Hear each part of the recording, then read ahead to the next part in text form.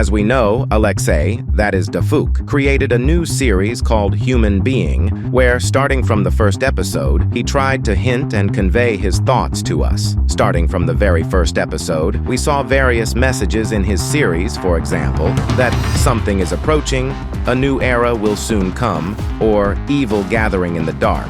And finally, in episode 11, we saw a date with an announcement from Alexei. It's not yet known what this is, but it will be very soon in April. And what awaits us in the future, we'll talk about in today's video. So don't forget to hit like and subscribe to the channel, because unfortunately, most people watch videos without subscribing. Thank you very much. In fact, all of this started much earlier, namely from January 2026, when Alexei made a post on his second channel where it said, "2026 is my year trust." Already then, we understood that he was preparing an alternative project to Skibidi Toilet since he was removed from his own project. After this post was made, Alexei creates a video called Costik, and as it later turned out, this was a prologue to a new series called Human Being. The prologue begins with the cameraman turning on the camera and recording his friend named Costik on video. Then they start making noise. After this, metro cops, that is, police, notice them on the street and try to detain them. Costik resists arrest. The police use force against him, and he in turn runs away.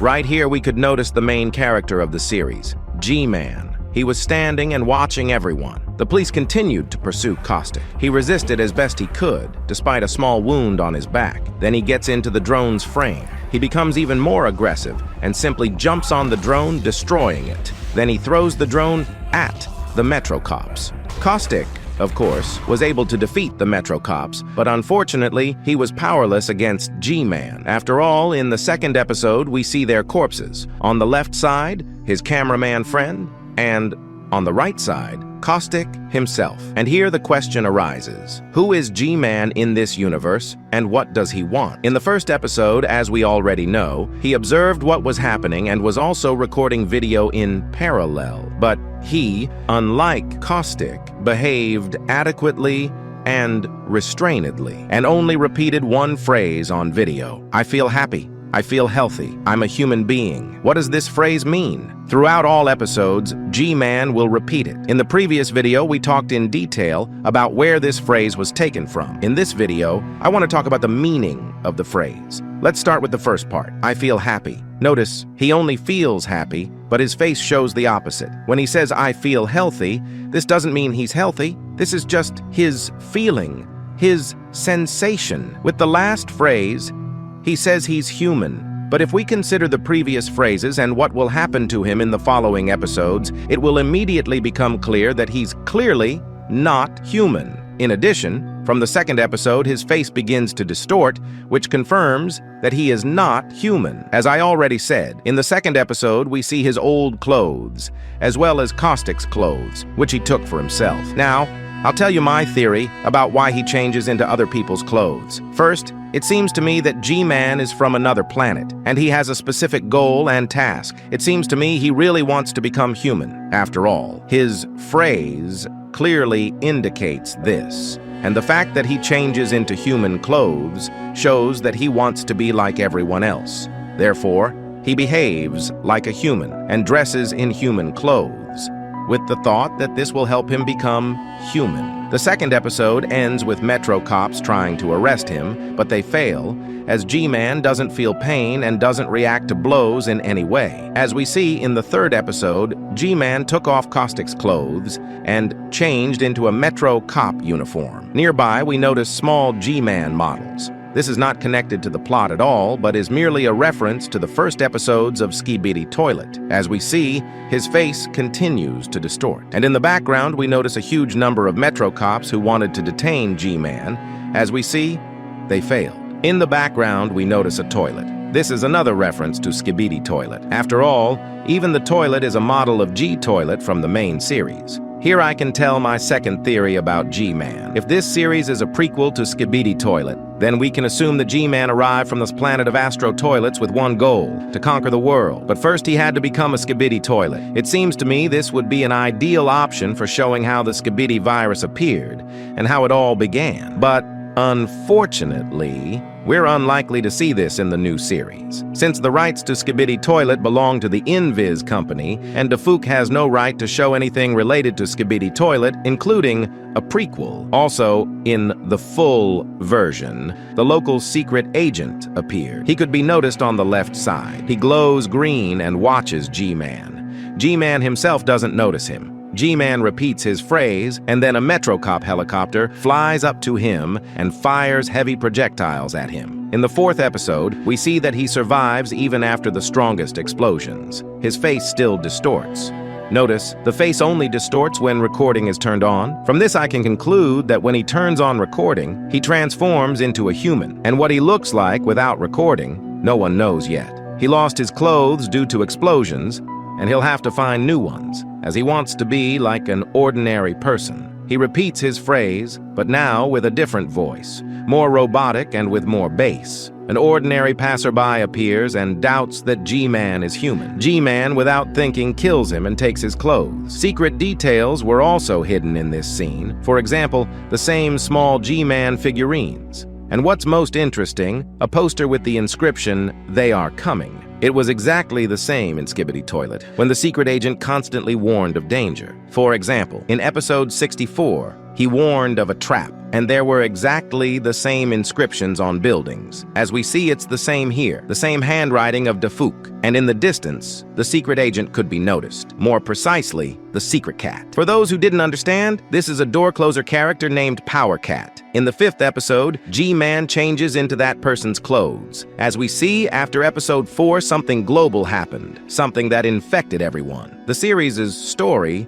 doesn't reveal details, but immediately shows the consequences. Perhaps this is somehow connected to the Half-Life world, but so far there are very few details to say for sure. Gman continues to say his phrase, and in the distance you can notice the secret cat. He still watches Gman. As we see in the next 6th episode, Gman is able to survive even a virus. He not only stays alive, but also puts the infected body on himself. In this episode, almost everything is as before. New clothes, but now in the form of an infected body. The phrase sounds, but now incomplete. Gman doesn't say the last phrase about being human. But if you look carefully at the description under the video, you can notice the continuation of the phrase. It said, "I feel, help me." What help DeFook meant is still unknown. Episode 7 begins in a completely different place, and they show us an action scene where Metro cops are trying to stop the separatists.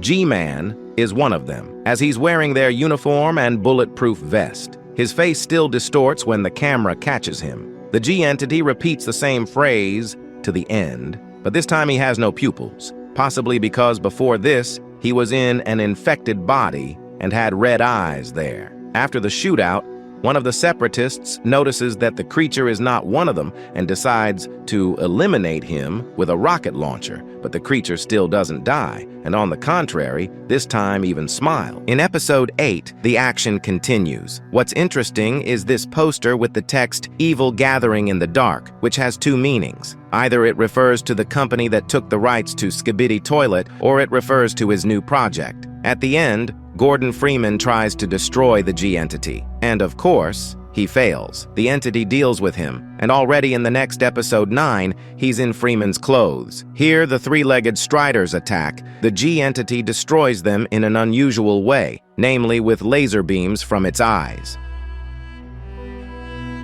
From this, we understood that it's theory that when it arrived from another planet, its first victim was Gman. After taking Gman's body, it now only changes its clothes. Episode 10 surprised us greatly because it moves into a Strider's body. At the end, a soldier shoots at it with a rocket launcher. In episode 11, people gather around it, and as soon as they notice that this isn't Gordon Freeman, they start shooting at it. The G entity, of course, deals with them. And the most interesting thing we noticed in the distance. Here was another poster, but now with an announcement. In April 2026, something global and epic awaits us. I have two versions about this. Most likely, in April, the series Human Being will end and a new one will begin, where we'll see something related to Skibidi, since the poster showed the face of the Berserker toilet with red eyes. Perhaps there will be a new plot with modified Skibidi characters.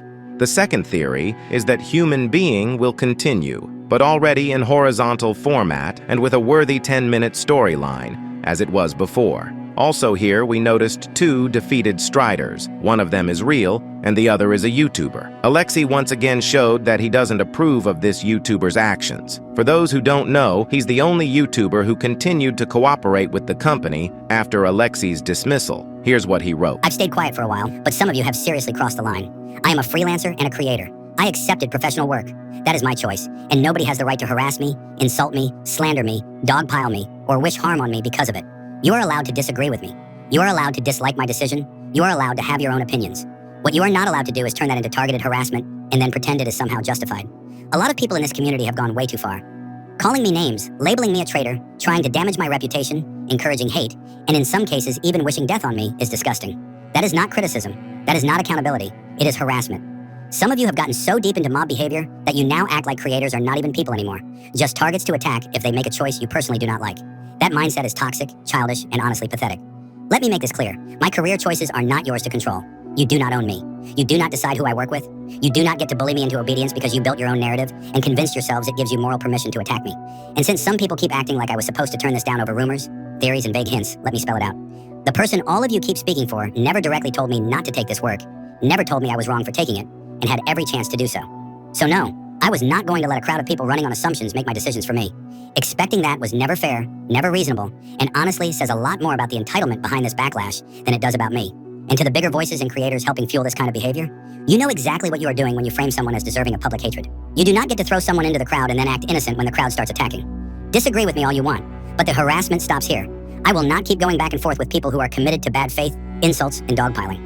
I said what I needed to say. I talked about this in the previous video, but I'll repeat. He could have simply continued his fan-made content. For one fan-made video, he could have earned thousands of dollars, and this would be considered normal. Now this is simply a treacherous act toward Alexei. After all, if it weren't for him, he wouldn't have a channel, monetization, or an audience. So there's still time to make the right choice, and that's all. I think very soon we'll know for sure what awaits us in April. This has been Super Cameraman. See you very soon. Good luck, everyone, and goodbye to all.